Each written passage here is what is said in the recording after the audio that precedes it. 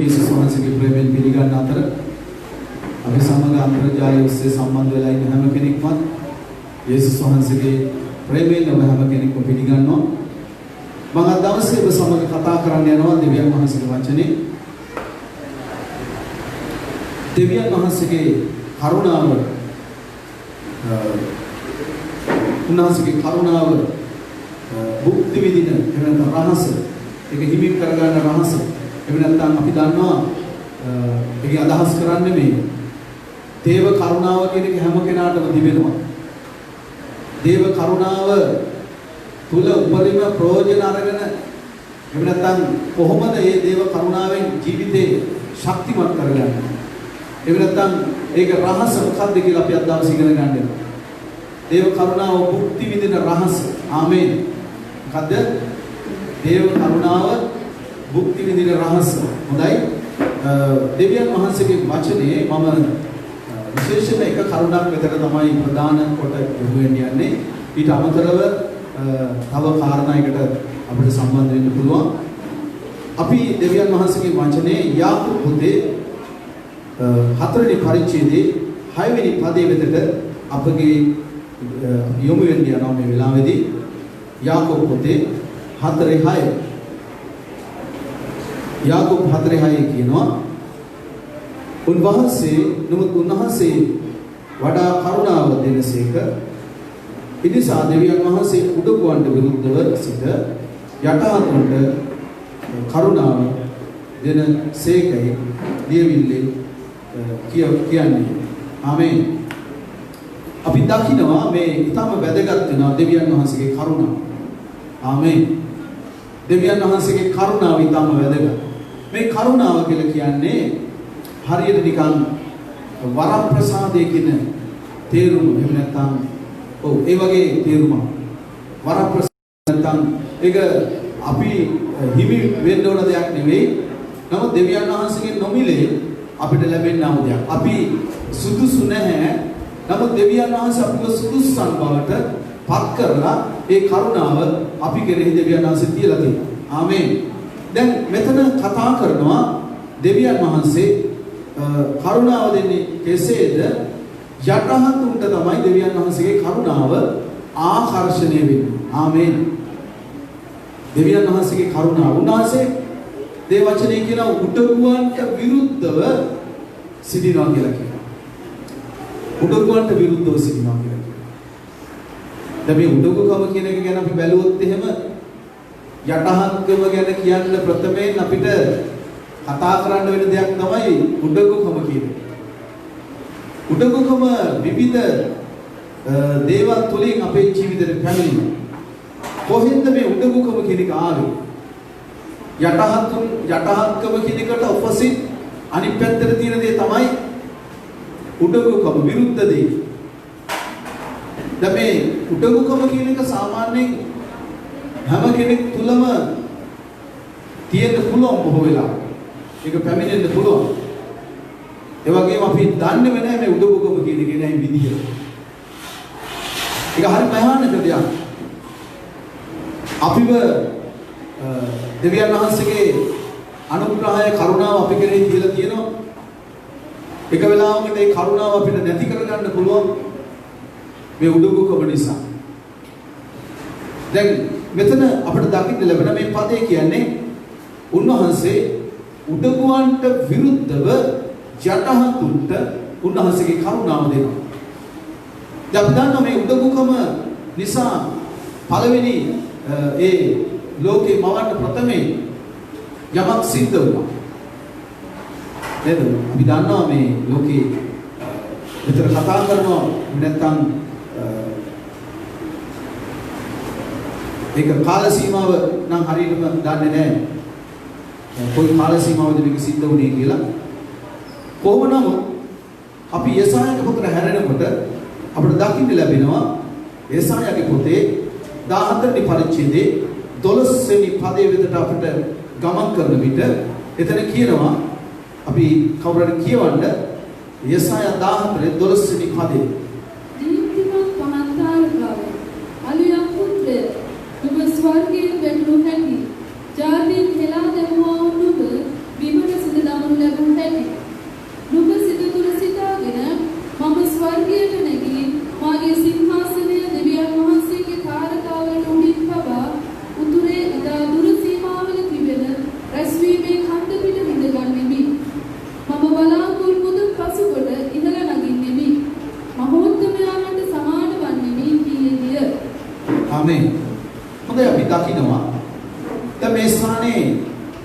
මේ දීප්තිමත් එහෙම නැත්නම් පහන් තාරකාව කියලා කියන අලියම් පුත්‍රය නුඹ ස්වර්ගයෙන් වැටුණු හැටි කාටද මේ කියන්නේ? මේ ස්වර්ගයේ හිටියා ඉහළම තැනක දේව දූතේ. මේ දේව දූතයාට ආම සිටවිල්ල. දැන් නිකන් හිතන්න මේ සිටවිල්ල බැලු බැලමට හොඳ සිටවිල්ලක් වගේ. නමුත් මේ සිටවිල්ල ඊටාම භයංකර සිටවිල්ලක්. ස්වර්ගයේ දෙවියන් වහන්සේ සර්ව බලධාරී දෙවියන් වහන්සේව සිටින අතරේ අපි දන්නා උන්වහන්සේ ඒ සමග සිටියා වූ එහෙම නැත්නම් ඒ දේව දූතයා නේද? ඔහු ඉහළ තැනක ඔහු හිටියා. නමුත් ඔහුට පැමිණුණා සිටිවිල්ල දෙවියන් වහන්සේගේ තාරකාවලට උඩින් එහෙම නැත්නම් දෙවියන් වහන්සේගේ සිංහාසනයට උඩින් මගේ සිංහාසනෙ නැත්නම් මගේ නේද? මගේ දේ පිහිටවනවා කියන කාරණාව. මේක ඊටාම අපේ ජීවිතවල පැමිණෙන්න පුළුවන්. මේක ඊටාම භයංකර දෙයක්. අද ලෝකේ පුරා මිනිස්යන්ට මේ ආකාරයෙන්ම මිනිස්යාගේ ජීවිතේ වැටීම් සිද්ධ වෙනවා. ඉහළට යන කෙනා මේ සිදුවිල්ල පැමිණෙන මිනිස්යන්ට. පොද ගමනක් යන කෙනෙකුට පැමිණෙන්න පුළුවන්. අලංකාර කෙනෙකුට මේ දේ පැමිණෙන්න පුළුවන්. නේද? අපි දන්න උඩගුගම කියන එක අපිට තේරෙන්නේ නැතුව පැමිණෙන්න පුළුවන්. කෙනෙක් ඔබ වර්ණනා කරද්දී කෙනෙක් ඔබ අගය කරද්දී නේද? දැන් අගය කරන්න ඕන මිනිස්සෙක්. අපි සභාව තුල කෙනෙක් වචනයක් බෙදාගත්තොත් කෙනෙක් නේද අපි සාමාන්‍යයෙන් කෙනෙක් ලස්සනට ඇඳලා එනවනම් ආදව ලස්සන ඇඳුමක් ඇඳලා ඇවිල්ලා ඔය ටික ලස්සනයි කිව්වහම සමහරට කෙනෙකුට ඒක හිතෙන්න පුළුවන් සීමාවෙන් එහාට හමුන්ටම දැනෙන්න පුළුවන් මම කම කියන தත්ත්වය තුල එහෙම නැත්නම් මම යමෙක් කියන ස්වභාවය පැමිණෙන්න පුළුවන්. ඒ අපි අපේ ජීවිතේ ඊටාම ප්‍රවේශම් වෙන්න ඕන මෙන්න මේ සිතුවිල්ල. අද ලෝකේ තුල මේ සිතුවිල්ල මිනිස්යාට පැමිණෙනවා. දේව සේවාවන් එහෙම නැත්නම් සභාවන් කඩා වැටෙන්න මෙන්න මේ සිතුවිල්ල බලපාන. සේවය කරන කණ්ඩායමක් ඉන්නවනම් ඒ කණ්ඩායමේ තව කෙනෙකුට හිතෙන්න පුළුවන් කෙනෙක් වර්ණනා කරද්දී කෙනෙක් අගය කරද්දී ඒ වගේම ඔහුට ඇයට සිතුවිල්ලක් පැමිණෙන්න පුළුවන්. අපිට පැමිණෙන්න පුළුවන් මම යමෙක් මට යමක් කරන්න පුළුවන්. මෙන්න මේ සිතුවිලි අපිට පැමිණෙන්න පුළුවන් ප්‍රේමය. ඒ වගේම අපිට තානාන්තර වැඩි වෙනකොට අපිට උසස් වීම වැඩි වෙනකොට අපිට ගෞරවය වැඩි වෙනකොට අපිට මහිමය වැඩි වෙනකොට අපි මිනිස්සු වර්ණනා කරනකොට අපිට මේ සිතුවිල්ල පැමිණෙන්න පුළුවන්. මේක ඊටාම භයංකර දෙයක්. එදා ස්වර්ගයේ සිද්ධ වුණා උදේ අපි දන්නවා මේ ලුසිෆර් ඇතුළු එහෙම නැත්නම් මේ අග්‍ර එහෙම නැත්නම් ඉහළ පෙළේ හිටියා වූ දේව දූතයා නේද? ඒ ස්වර්ගයෙන් නිරපල දැම්මා. ස්වර්ගයෙන් එළවල දැම්මා. ඒ දෙවියන් වහන්සේ එක්ක තිබුණා වූ ඒ ස්වර්ගික සම්බන්ධතාවය නැති වුණා ඔහුගේ ජීවිතේ. මක්නිසාද? දෙවියන් වහන්සේ පිළිකුල් කරන දෙයක්. දෙවියන් වහන්සේ අකමැති කරන දෙයක්. ඒ නිසා අපි දන්නවා එසේ සිතුවිල්ල අපි කාගේ හරි ජීවිතයට පැමිණෙනකොට අපි තුල දැඩිකම පැමිණෙනවා. අපි තුලම අපට ස්වභාවයක් එනවා. මම යමේ ඒ නිසා අපේ ජීවිතේට මේ වගේ මේ ආකාරයෙන් පැමිණෙන්න පුළුවන් ප්‍රේමවත්. ඒ නිසා අපි නිතරම අපි දිහා බලන්න අවශ්‍යයි. අපිව දෙවියන් වහන්සේ තුල අපිව කෙනෙක් උසස් කරන්න අපි තවත් යටහත් වෙන්න අවශ්‍ය වෙනවා. ඒ නිසා සහෝදර සහෝදරිනි මේ ඇදහිල්ල ගමන කෙලවර දක්වා ගමන් කරන්න නම් අපි දෙවියන් වහන්සේගේ කරුණාව අපට අවශ්‍යයි. කොහොමද දේව කරුණාව ලැබෙන්නේ? අපි දැඩි වුණොත්, අපි දරදඬ වුණොත්, අපි හික්මවන්න බැරි වුණොත්, අපි යටහත්කම අපි තුල තිබුණේ නැත්තම්, දෙවියන් වහන්සේට ඕන විදිහට අපිව නමන්න බැරි වුණොත්, දෙවියන් වහන්සේට ඕන විදිහට අපිව හැඩගස්සන්න බැරි වුණොත් අපිට මේ ජීවිත ගමනේ එහෙම නැත්නම් කෙලවර දක්වා දෙවියන් වහන්සේගේ අරමුණ සම්පූර්ණ කරන්න බැරි වෙන්න පුළුවන්. ඒ නිසා ප්‍රේමවන්ත සහෝදර සහෝදරිනි අපි තුල විවිධාකාරයෙන් අපි තුලම මේ ස්වභාවය අපිට පැමිණෙන්න පුළුවන්. මොකද සාතන්ගේ ස්වභාවයක් තමයි අපි ඇදහිල්ලට ආවට පස්සේ ඔහු දවස් පතා ඔහුට තිබෙන ඔහු සමග අපිට දෙන සටන අපිට යුද්ධයක් තිබෙනවා. ඔහුගේ බලාපොරොත්තුන අපි ඇදලා දාන එකයි පල්ලෙහැට. අපි හොඳට සාක්ෂි දරද්දී අපි දෙවියන් වහන්සේට ප්‍රශංසා කරද්දී අපේ ජීවිතයේ ආස්කම් පුදුම දේවල් දෙවියන් වහන්සේ අපිව දියුණු කරද්දී අපිව ආර්ථිකව සඵලවත් කරද්දී අපිට යාන වාහන නැත්නම් ගෙවල් දොරවල් අපිට ඒ වගේ ඉහළ තානාන්තර විශාල දේවල් අපිට පැමිණෙන්න අපිටම යම් සිතුවිලි අපේ ජීවිතේ පැමිණෙන්න පුළුවන්. අපි ඒ පැමිණෙන වෙලාවේ ලොකු ගෞරවයේ මහිමයේ පැමිණෙන වෙලාවේ පිළිගැනීම පැමිණෙන වෙලාවේ අපි ඒවා අපි දෙවියන් වහන්සේට ස්තුති කරන ස්වාමීනි. එහෙම යම් උසස් වීමක් ඔබට ආවනම් යම් පිළිගැනීමක් යම් ගෞරවත්වයක් යම් ආර්ථික සඵලත්වයක් යම් ආශිර්වාද ඔබේ ජීවිතේ පැමිණෙනවා නම් දෙවියන් වහන්සේට ස්තුති ඔබයි මා වෙතට ගෙනාවේ. ආමේන්. ආමේන්. දෙවියන් වහන්සේ අප වෙතට ගෙනාවේ. ස්වාමීනි ඔබට ස්තුති. මගේ හොදක් නිසා නෙවෙයි. ඔබගේ කරුණාව. ආමේන්. ඔබගේ දයාව ඔබ වහන්සේ මං ගැන අනුකම්පා නේද ඔබ වහන්සේ පහත්ව සිටින අය ඔබ වහන්සේ උසස් කරා. මේ සහෝදරයා ගායනා කරා. උන්වහන්සේ පහත්ව සිටින අය උන්වහන්සේ උසස් කරා. ඒ සප්‍රේමවන්ත සහෝදරයා සහෝදරී අපි ඊටම සැලකිලිමත් වෙන අපේ ජීවිතයේ අවසානයේ දක්වා අපි ගමන් කරන්න තිබෙනවා. ඒ නිසා මට මතකයි යම් අවස්ථාවන් වල මිනිස්සු යම් වචන වලින් අපිව ඔසවපු දැන් තියෙනවා. ඒ වගේම සමහර වෙලාවට මට ඒ ඔසවනකොට හිතුණා මේ අයට මාව පේනවා ඒත් සමහර අයට මාව පේන්නේ නැහැ. එතනම මට දැනුණා නෑ ඒ ඉන්නේ. දන්නේම නෑ සාතන් එනවා. බලන්න සාතන් රින්ගන හැටි. දන්නේම නෑ එනවා සිතුවිල්ල. ඇත්ත නේද? ඇත්ත නේද? අනිත් අය අගය කරලා වර්ණනා කරන ඒ සමහරුන්ට කිසිම අගයක් නෑ. ඒක හිතන සමාන. ඒකත් සාතන්ගේ. අපි පරිස්සම් අපේ ජීවිතේ. දෙවියන් වහන්සේට සියලු ගෞරවය දීලා අපේ ජීවිතේ උන්වහන්සේ අපිව කැඳවන්නේ. උන්වහන්සේ දවසින් දවස අපිව ඉහළට ගෙනියන. ඒ සප්‍රේමවන්තනි දෙවියන් වහන්සේ අපිව උසස් කරන කල අපි දන්නවා දේව වචනේ කියනවා ද්විතීය කතාව පොතට අපි හැරුණොත් ද්විතීය කතාව 8 වෙනි පරිච්ඡේදයේ 17 වෙනි පදේ කියනවා මගේ බල පුළුවන් කමින් නුත් මගේ බාහුව ශක්තියෙන් නුත් මේ වස්තුව ලද්දෙමි නුඹේ සිතින් නොකියන හැටියට බලා ගන්න.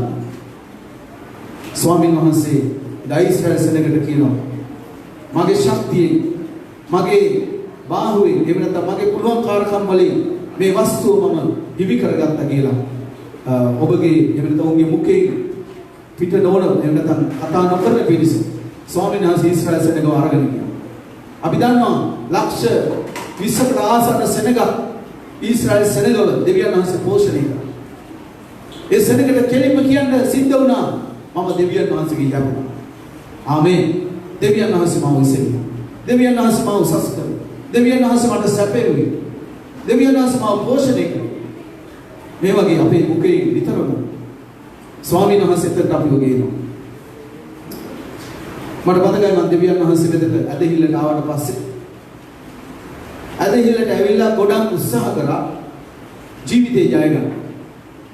ගොඩක් උත්සාහ කරා ජීවිතේ ආර්ථික පැත්ත එහෙම නැත්නම් බොහෝ පැතිවලින් මගේ ශක්තියෙන් ගොඩාක් වෙරදරුවා නැගිටින්න ඒ දෙවියන් වහන්සේ මම විශේෂ දෙයකට කැඳවලා මම මේක දැනගෙන හිටියේ නෑ.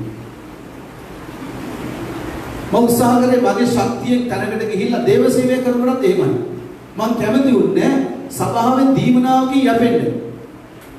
සභාවෙන් ලැබෙන දීමනාවෙන් යැපෙන්න මම ඉස්සර කැමති වුණේ. මම ඒ නිසා පූර්ණ කාල දේව සේවයට එන්නේ නැහැ කියලා තීරණය කරා. දෙවියන් වහන්සේ නමුත් මගේ ජීවිතේ යම්කිසි මාවතක අරගෙන ගියා. මට දැනුණා නිකන් නැගිටින්න යනවා වගේ එහෙම වෙන්න දුන්නේ නැහැ. දෙවියන් වහන්සේම ඒව සියල්ල මාව කන්ට්‍රෝල් කරා. දෙවියන් වහන්සේ අවසානයේ මාව ගෙනාවා 0 එකට. ඇයි 0 එකට ගියේ? ඇයි බිඳුවට ගියේ?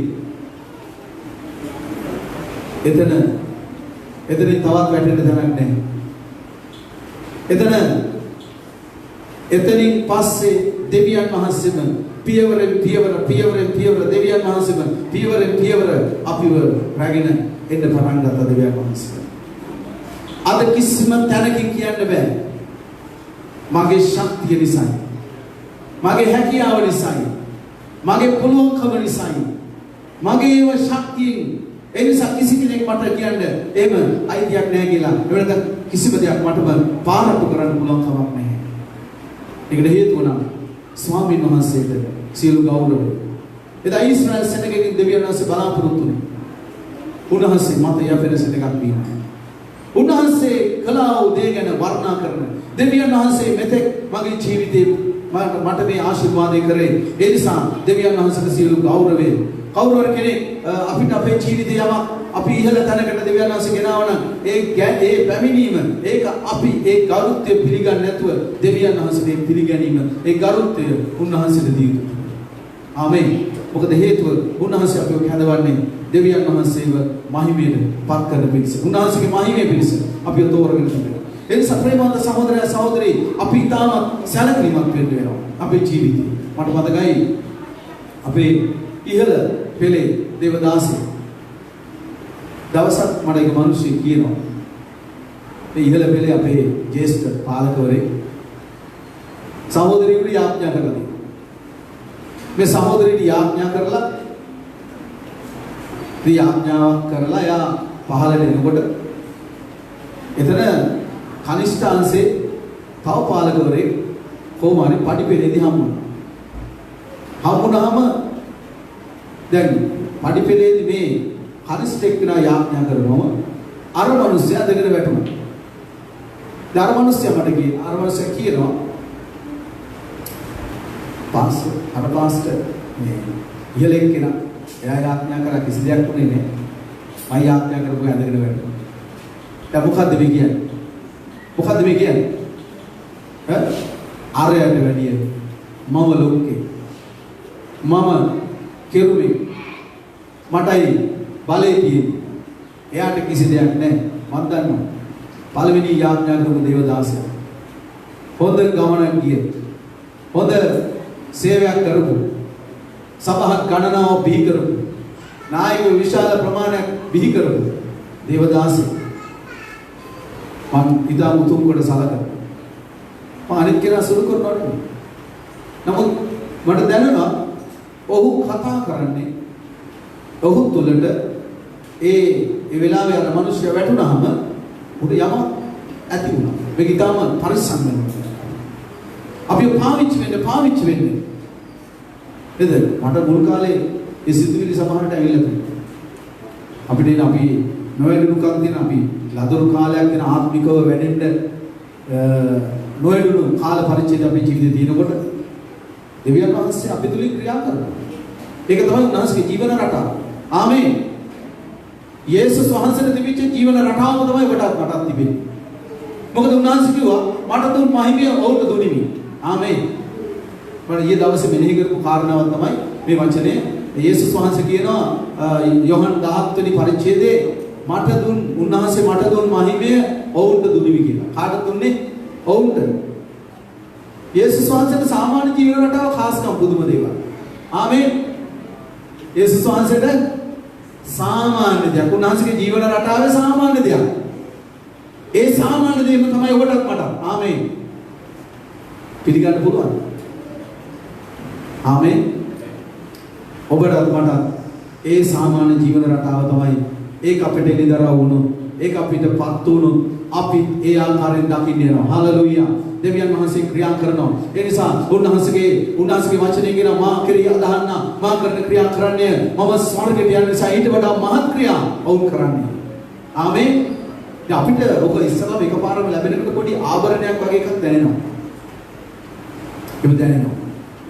නමුත් මම ඔබට කියනවා සහෝදර සහෝදරියනි ඔබ පාවිච්චි වෙන්නේ නැද දෙවියන් වහන්සේ තුල. ආමේන්. ඔබ තුලින් ඔබ වචනය කතා කරද්දී මිනිස්යාගේ ජීවිත වෙනස් වෙන්න යනවා. ඔබ කතා කරද්දී හාස්කම් වෙන්න යනවා. ඔබ දේ වචනේ කර්ණ කොටගෙන ඔබ මිනිස්යන්ට කතා කරද්දී ඔබගේ ජීවිත වෙනස් වෙන්න යනවා. ආමේන්. ඒක වෙනවා. ඒක වෙනවා. ඒක උන්වහන්සේ කරනවා. හalleluya. මොකද වචනේ කතා කරලා මිනිස්සයා වචනේ අදහ ගන්නකොට වචනේ පිළිගන්නකොට ඒ වෙලාවේ බලවත් දේවල් වෙනවා. සතුරගේ බල පරාජය වෙනවා. යක්ෂයාගේ බන්ධන ඉවත් වෙනවා. දෙවියන් වහන්සේ ඒක කරනවා. ආමේන්. ඒවා දෙවියන් වහන්සේ කරනවා අපේ ජීවිත තුළ. නමුත් ඒවා කරන්නේ දෙවියන් වහන්සේ. ආමේන්. ඒවා කරන්නේ යේසුස් වහන්සේ.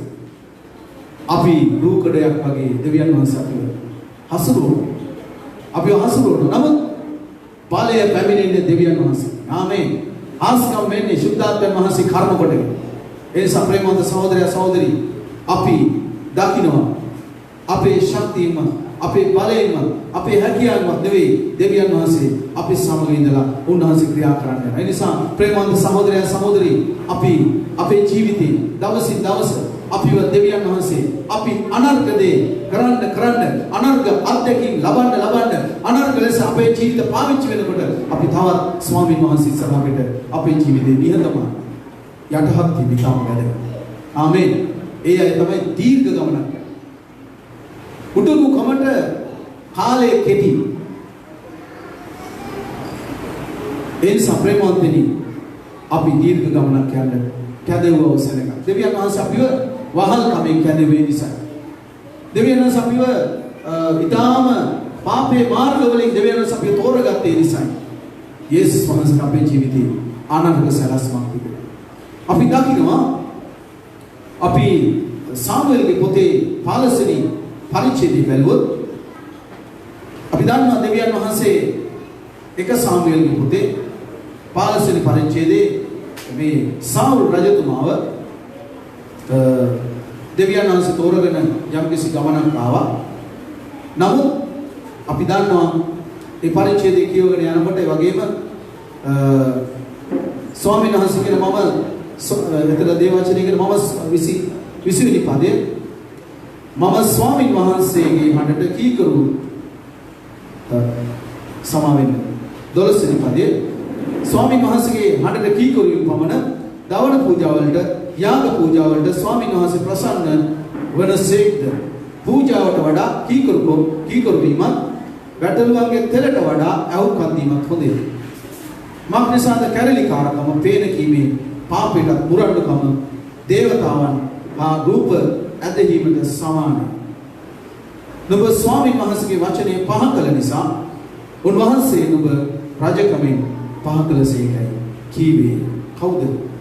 දෙවියන් වහන්සේ යම්කිසි ගමනක් ගෙනාවා මේ සාවුල්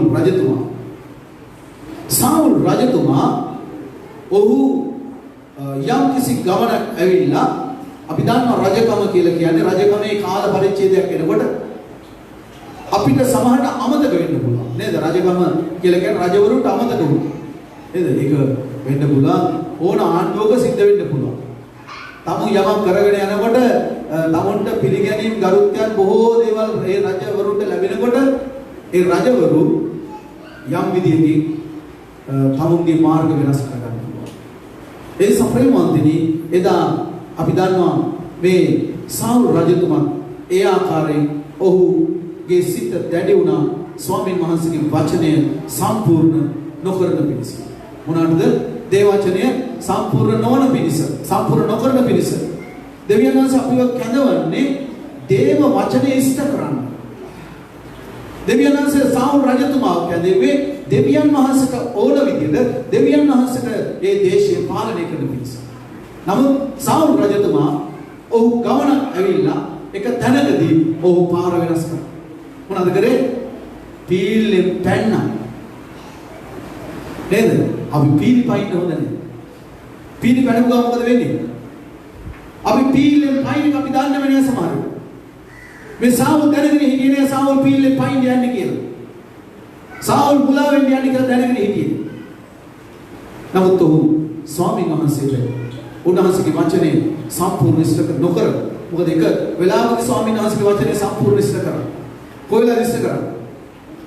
පටන් ගන්නේ නේද? ඕන කෙනෙක් සාමාන්‍යයෙන් පටන් ගන්නේදී හොඳයි.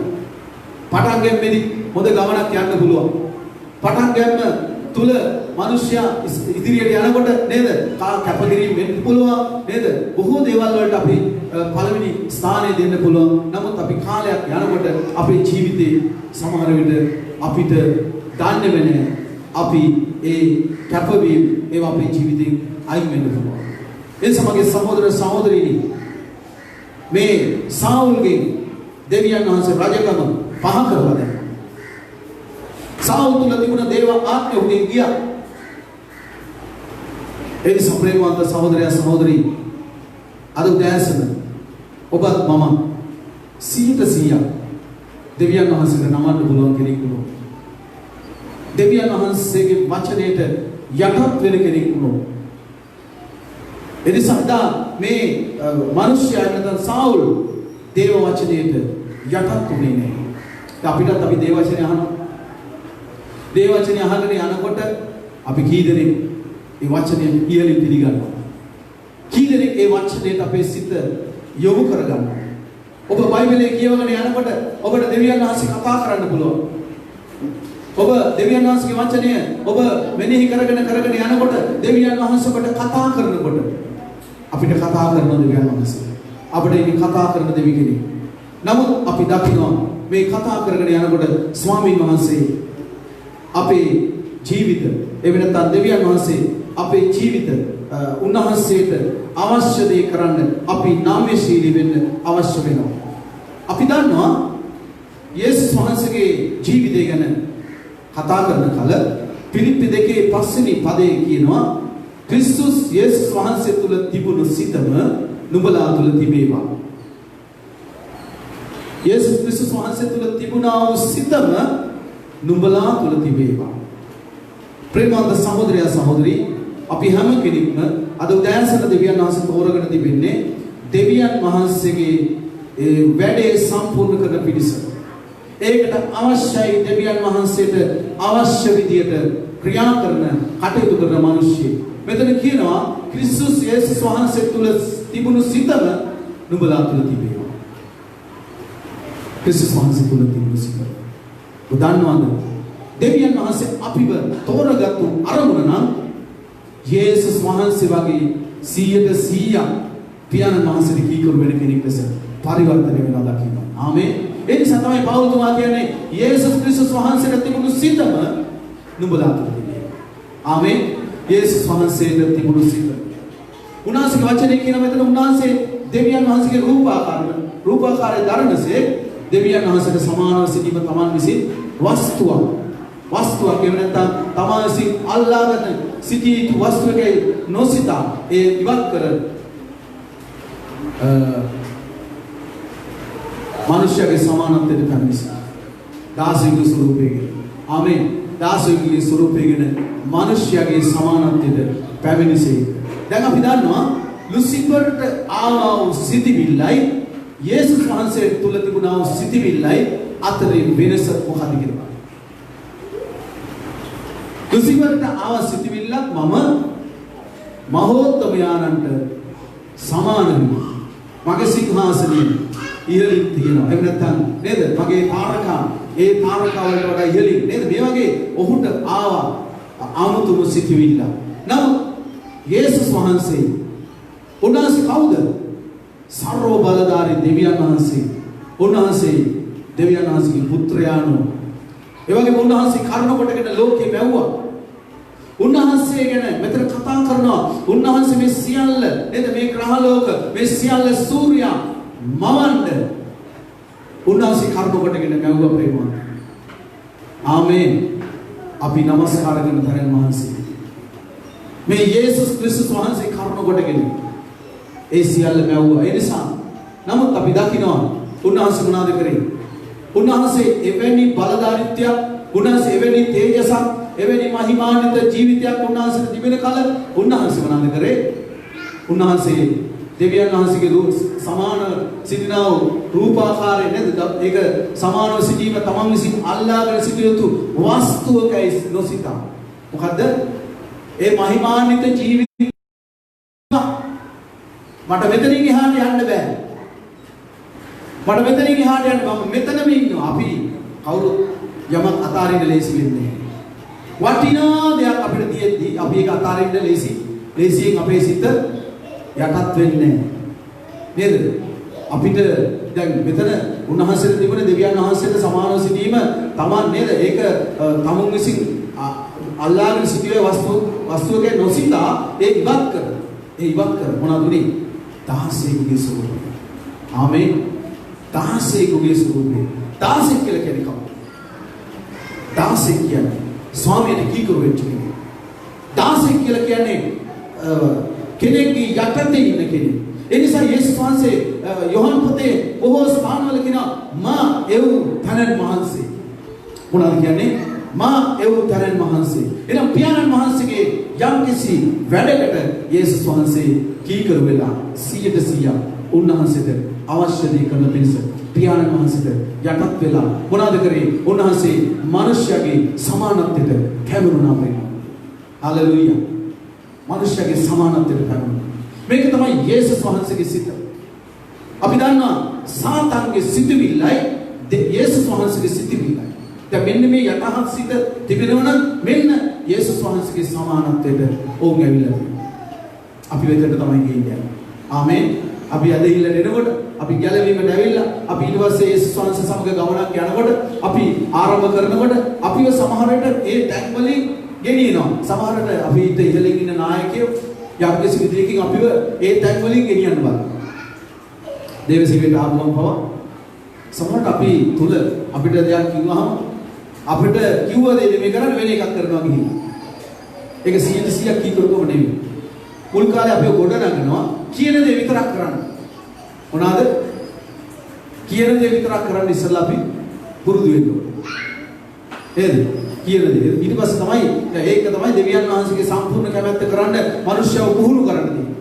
ඒ නිසා අපිව සමහරට විවිධ මාර්ගවල දෙවියන් වහන්සේගේ දෙවියන් වහන්සේ අපි අරගෙන යන අපිව පුහුණු කරනකොට ඒ නිසා දෙවියන් වහන්සේගේ දාසිය යටතේ අපි ඉන්නකොට අපිව යම්කිසි පුහුණු කිරීමක අපිව ගෙනියනවා. දැන් එහෙම නැතුව තමුන්ම දැන් සමහරලාට තමුන්ටම හැඟීමක් ඇතුළු නෑ මම කාටවත් කීකරු වෙන්න ඕනේ නෑ මම දෙවියන් වහන්සේ විතරයි කීකරු වෙන්නේ කියලා. එහෙම සෙට් එකක් නේද? කවුරුත් නායකයෙකු මට ඕනේ නෑ. මට සුද්ධාත්මයන් වහන්සේ ඉන්න මට මඟ පෙන්නනවා කියලා ඕන තරම් ගිහිල්ලා මිනිස්සු මුලා වෙනවා. ඒ නිසා ප්‍රේමවන්තනි අපි යම්කිසි අපේ ජීවිත වර්ධනය වෙනකම් අපිව ආත්මික ලෙස වැඩෙන තුරු අපේ ජීවිත යේසුස් වහන්සේගේ ස්වරූපයට අපිව මාරු වෙන්න ඒ නිසා සභාව තුළ දෙවියන් වහන්සේ අපිව ඒ ආකාරයෙන් ගොඩනගනවා ප්‍රේමවන්තනි. ආමේන්. මොකද අපි උන්වහන්සේගේ රාජ්‍යය අපිට දිවි වෙන්න ඕන. උන්වහන්සේගේ සදාකාල රාජ්‍යයට අපි ඇතුල් වෙන්න ඕන. උන්වහන්සේගේ ස්වරූපයට ඒ නිසා තමයි යේසුස් ක්‍රිස්තුස් වහන්සේ තුල තිබුණු සිතම නුඹලා තුල තිබේ. ඒකයි ගෝලත්වයට යේසුස් වහන්සේ අඬ ගන්නවා. තමුන්ගේ කැමැත්ත අතහරින්න බැරි නම් මගේ ගෝලයක් වෙන්න බෑ කියලා කියනවා. නේද? තමුන්ගේ ආසාවල් තමුන්ට තියෙන දේවල් කැප කරන්න සිද්ධ වෙනවා. උන්වහන්සේට සේවය කරන්න යනවා. උන්වහන්සේගේ වැඩේ කරන්න අපි කැප වෙනවා. අපිටත් තියෙන ප්ලෑන් අපිටත් තියෙන සැලසුම් අපිට තියෙන්න පුළුවන්. කී දෙනෙක් ඔබ සූදානම්ද දෙවියන් වහන්සේට ඔබගේ ජීවිතේ යටත් කරන්න පාලනය කරන්න. ඒ සප්‍රේමවන්තනි යේසුස් වහන්සේ තුල තිබුණු සිතම නුඹලා තුල තිබේවා. අපි ඒ වගේම 2 සාමුවෙල්ගේ පොතට හැරෙන්න යනවා.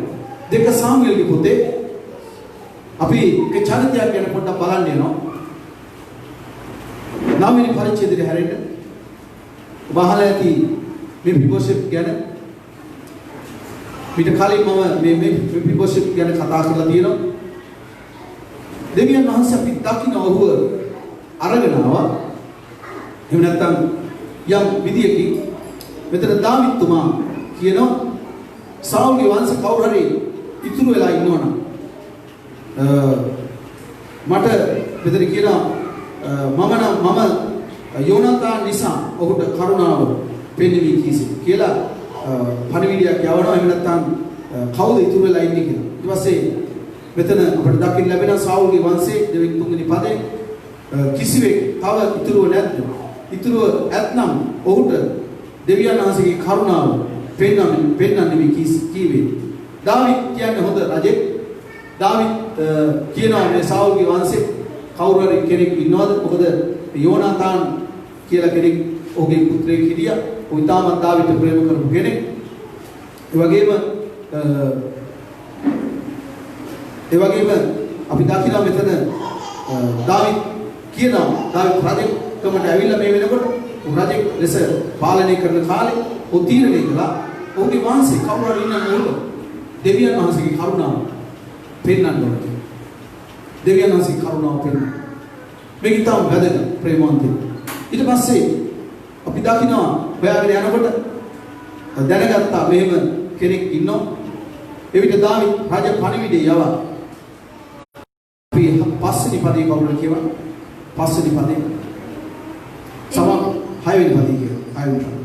සාවුල්ගේ පුත්‍රයා වන යොනතාන්ගේ පුත්‍රෝ මෙෆිබොෂෙත් දාවිත් වෙතට ඇවිත් පුහුණෙන් වැටී වැත්තේය. දාවිත් මෙෆිබොෂෙත් යයි කීය. ඔබගේ මෙහෙකරුවා මෙහෙයයි ඔහු උත්තර දුන්නේය.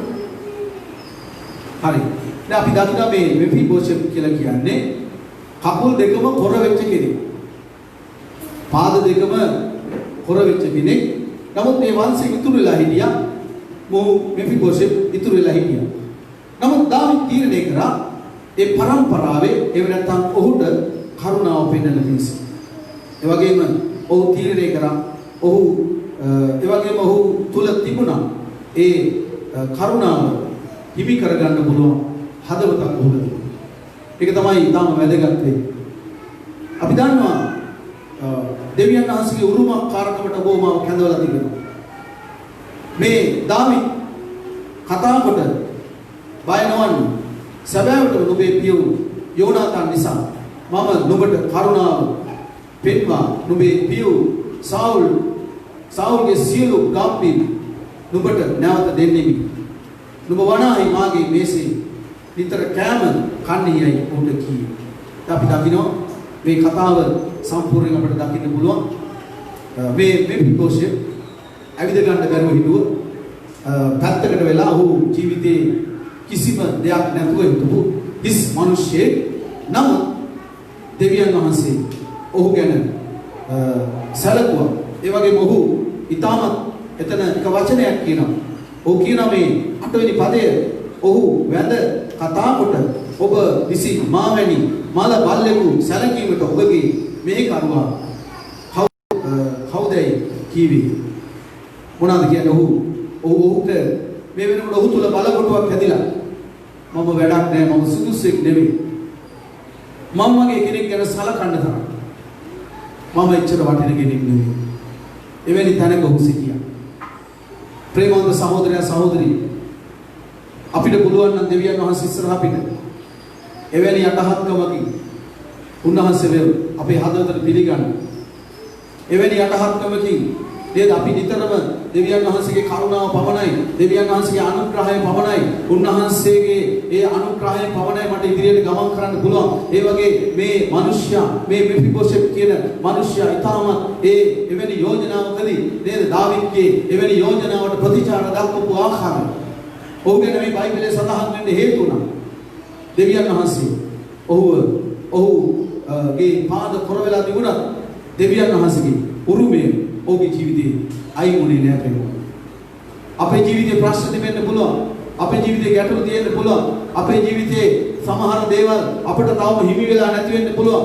නමුත් දෙවියන් වහන්සේගේ වචනේ අපි දකිනවා යේසුස් වහන්සේ කියනවා මට දුන් මහිමය මම ඔවුන්ට දුන්නා කියලා. නිසා අද මේ උදෑසන ඔබ මාව කැඳවනවා දෙවියන් වහන්සේ ඉහළ ආශිර්වාද ලබන්න. දෙවියන් වහන්සේ අපේ කැඳවනවා පහළ ඉන්න නෙවෙයි ඉහළින් ඉන්න. දෙවියන් වහන්සේ අපේ කැඳවන්නේ වල්ගේ නෙවෙයි ඉස වෙන්න. ආමේන්. දෙවියන් වහන්සේ අපේ කැඳවන්නේ පරාජය වෙන්න නෙවෙයි ජයග්‍රහණයට. ආමේන්. හalleluya. කීදරෙක් විශ්වාස කරනවා? එදා කිසිම දෙයක් නැති කිසිම හැකියාවක් නැති ඔහු කියනවා මම වැඩි මල බල්ලේ මම වැඩි මල බල්ලෙකුට කරුණාව පෙන්වන්න තරම් කෙනෙක් කවුද කියලා. සප්‍රේමවන්ත සහෝදරයා සහෝදරී නමුත් ඔහු යටහත් කමේ ඔහු පිළිගත් ඔහුගේ தත්ත්වය තේරුම් ගත්තා. අපි අපේ ජීවිතේ අපි ඉන්න තැන අපිට පිළිගන්න පුළුවන්. අපි ඉන්න සැබෑ தත්ත්වය අපිට පිළි අරගෙන ස්වාමීනි මගේ ශක්තියෙන් බලයෙන් නෙමෙයි ඔබගේ කරුණාව පමණයි. ඒ වගේම දෙවියන් වහන්සේගේ උරුමකාරකම ලැබුවා ඔබත් මම. දෙවියන් වහන්සේගේ උරුමේ ආබ්‍රහම් ලැබුවා. ඒ ආබ්‍රහම්ගේ උරුමකාරය ලෙස ඔබත් මම දෙවියන් වහන්සේ අපිව කැඳවලා දෙනවා. ආමෙන්. අපි දන්නවා සමහර ආශිර්වාද අපි ඉලිහෙනවා. ඒකට හේතුව නම් දැන් අපි දන්නවා මේ ලාසරුස් මරණයට පත් වෙලා හිටියා. එතකොට යේසුස් වහන්සේ එනවා. යේසුස් වහන්සේ ඇවිල්ලා මාර්තා මරියා දෙදෙනාම පණිවිඩය යවලා තිබුණා. නමුත් ආවේ නැහැ. යේසුස් වහන්සේට ප්‍රමාද වුණා. එතකොට ඔවුන්ගෙන් ටිකක් වාසි කලින් ආවන මොන හරි කරන්න තිබුණා. ඒ වගේම යේසුස් වහන්සේ කිව්වා නැවත නැගීමේ ජීවනයේ මමයි කියලා කිව්වම ඕක මොනවද කියන්නේ? ඔයදී අපි දන්න අන්තිම කාලේ අන්තිම දවසේ නැගිට උනවා කියලා අර එලිදරව පොතේ එහෙම නැත්නම් මොනවද කියන්නේ? අපිට තියෙන්නේ උන්වහන්සේ නැවත නැගිට උන කතාව. දැන් ඒ වගේ යේසුස් වහන්සේ උගන්වපු සමහර අවසාන කාලේ උගන්වපු දේවල් ඔන් දැනගෙන හිටියා.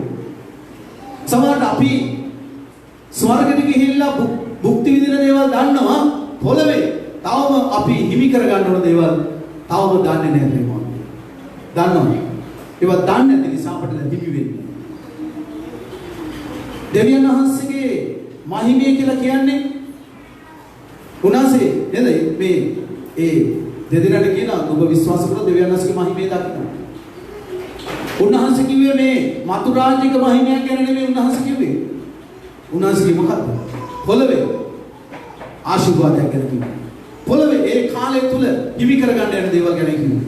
එනිසාමගේ සහෝදර සහෝදරිනි ඔබගේ ජීවිතේ දෙවියන් වහන්සේ ඔබට නියම කරපු දේවල් මේ පොළවේ භුක්ති විඳින්න කැඳවපු හැම කෙනෙකුගේම ජීවිතේ දෙවියන් වහන්සේ ඒව ඔබට හිමි කරගන්න ඒක දෙවියන් වහන්සේ ඔබට උරුමයක් කොට දෙනවා. ආමේන්.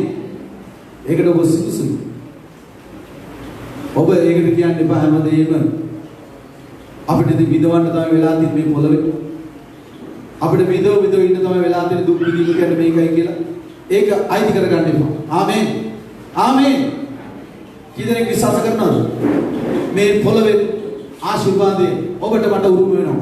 ආමේන්. ස්වර්ගික ආශිර්වාදේ ඊට ඉහළින් තියෙනවා. ආමේන්. ස්වර්ගික ආශිර්වාදයක් තිබෙනවා. පොළවේ ආශිර්වාදයක් ඔබට මට අයිති. ඒ නිසා මතක තියාගන්න. දෙවියන් වහන්සේ අපිව කැඳෙවුවා අපි ඉහළට ගෙනියන. ඒක රහස තමයි. අපි යටහත් උන්වහන්සේ සමග අපි ගමන් කරන කාලය. දේවචනය කියන්නේ යටහත් උන්වහන්සේ කරුණාව. ආමේන්. එනිසා ප්‍රේමවන්ත සහෝදරයා සහෝදරී අපි දකිනවා එදා යෝසෙෆ් එහෙම නැත්නම් මරියතුමි දැස බලනකොට ඔවුන් දෙදෙනා තුන තිබුණා යටහත්කම. දෙවියන් වහන්සේන මිනිස්යෙක්ගේ ජීවිතේ යමක් සම්පූර්ණ කරන්න යටහත්කම වුණා. දැන් අපි දන්නවා මම අහලා තිබුණා මේ ඉන්දියාවේ දේවදාසයෙක් ගැන.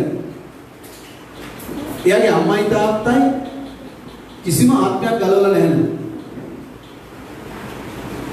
එහෙම නැත්නම් සුභාරංචි කියලා ඇති. නමුත් එයාගේ ඒ අම්මා තාත්තා තුලින් කිසි දෙයක් හිතුණු ලෝකයට ලොකු දෙයක් වෙලා නැහැ කියලා ඒ පාස්ටර් කියනවා.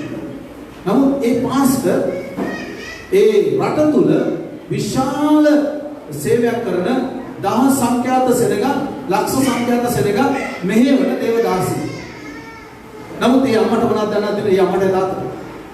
එයා කියපු දේ තමයි. ඒ අම්මයි තාත්තයි මේ දේවදාසයෙක් කරන්නේ. වගපෙන්න. ඒ වගේම දේවදාසයා එවනත ඒ අම්මයි තාත්තයි උන්ට හොඳ යහගුණ ධර්ම ඉගෙනනවා. දේවවචන ඉගෙනනවා. ඒ වගේම හොඳ දේවභක්තික ජීවිතයක් දුන්නා. මේ අම්මයි තාත්තයි දේවභක්තික ජීවිතයක් දෙන්නේ. ඒ දෙන්න ලොකු දෙයක් කරේ නැතුණා. ඒ දෙන්න කරපු දේ තමයි ඒ දෙන්න ඒ අනර්ග දේවදාසෙක් බිහි කරන්න දෙවියන් වහන්සේ දෙන්නව පාවිච්චි කරා. ආමේන්. ඒ සමගයේ සහෝදර සහෝදරිනි ඔබව සමාජව ලොකු මෙහෙයම් කරන කෙනෙක් නොවෙන්න පුළුවන්. සමාජ ඔබව ප්‍රසිද්ධ චරිතයක් නොවෙන්න පුළුවන්. නමුත් දෙවියන් වහන්සේ ඔබව පාවිච්චි කරනවා. සමහර බල සම්පන්න අයව බිහි කරනවා. ආමේන්. බලවන්තයෝ බිහි කරන්න ඔබ දෙවියන් වහන්සේ පාවිච්චි කරනවා. සමහරට ඔබට තියෙන වගකීම ඔබගේ දරුවම හරියට බලාගෙන යන එක. සමහර භාර්යාවට තිබෙන වගකීම ඔබ ඔහුගේ පුරුෂයව රැක බලාගෙන ආරක්ෂා කරන යන එක. එහෙම නැත්නම් මේ භාර්යාවගේ වගකීම තමයි දරුවන්ව හරි මාර්ගයේ ගෙන යන්නේ. ඒ සප්‍රේමවන්තිනි අපි එක එක දේවල් වලට දෙවියන්වහන්සේ කැඳවනවා. එදා මරියතුමිට සහ යෝසෙෆ්තුමාට ස්වාමීන් වහන්සේගේ වචනේ පැමුණුණා. නේද? හරි අමුතු වෙලාවක තරුණියක්. මේ මරියතුමි තරුණියක්. මේ මරියතුමි තරුණ ජීවිතේ අය විවාහ වෙලත් නැහැ. නමුත් දෙවියන් වහන්සේ දූතේ කරුණකට නැවිලා කියනවා. නුඹගේ කුසේ ගැලවුම්කාරයන් බිහි වෙන්න යනවා. නේද? මේ වචනේ කියනකොට එක පාරම හිතා ගන්න බැරුව ගියා. මොන පුදුමයක්. මේ මොකද්ද මේ වෙන්නේ යන්නේ? නමුත් ඔවුන් තුල තිබුණා වූ ශ්‍රේෂ්ඨ ගුණාංගන ඔවුන් දෙවියන් වහන්සේගේ කැමැත්තට යටත් වුණා. ආමේන්. දෙවියන් වහන්සේගෙන් පැමිණෙන වචනයට යටත් වුණා. දෙවියන් වහන්සේ කියන්නේ කවුද? සර්ව බලධාරී දෙවියන් වහන්සේ. ආමේන්. විශ්වය මවලා පාලනය කරන ස්වර්ගයේ මැව්ව එහෙම නැත්නම් ග්‍රහ ලෝක මැව්ව සියල්ල මැව්ව දෙවියන් වහන්සේ නේද? මනුෂ්‍යයට හුස්ම දෙන එකම දෙවියන් වහන්සේ. ඒ දෙවියන් වහන්සේ කැමති වුණා තරුණ කන්‍යාවක් වූ මරියා කියන තැනැත්තියට ඒ ආශිර්වාද ගෙනින්න. ඒක හරි පුදුමයි. ඒ වගේම දෙවියන් වහන්සේ අවශ්‍ය වුණේ දෙවියන් වහන්සේට උන්වහන්සේගේ හඬට යටත් වෙන කෙනෙක් වීම. ආමේන්. උන්වහන්සේ ඒ නිසා අපි දකිනවා ඔවුන් දෙදෙනාට දුන මරියතුමීට සහ යෝසෙෆ්තුමාට එක පැත්තකින් මගහැරලා යන්න උත්සාහ කරා. නමුත් දෙවියන් වහන්සේ යෝසෙෆ්තුමාට සිහිනකින් කතා කරා.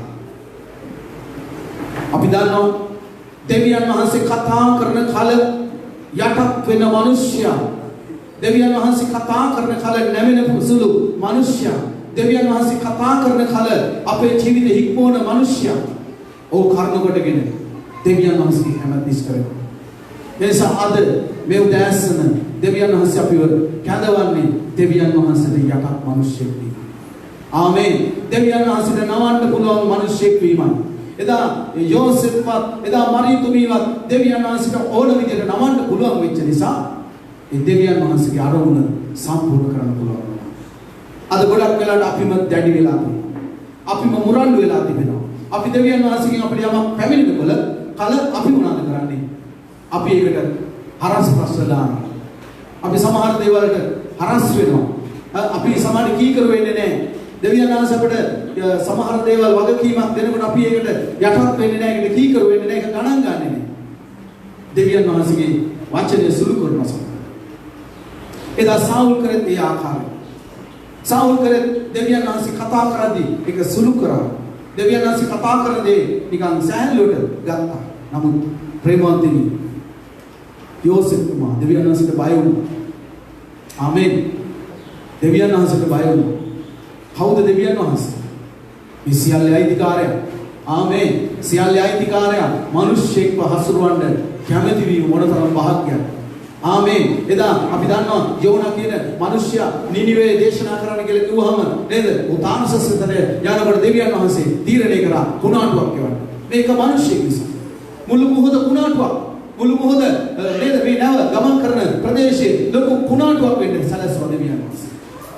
දෙවියන් වහන්සේ කියන්නේ ශරීරව කුණාටු ඇති කරන්නත් නැති කරන්න පුළුවන් බව අපට තේරුම් ගන්න පුළුවන්.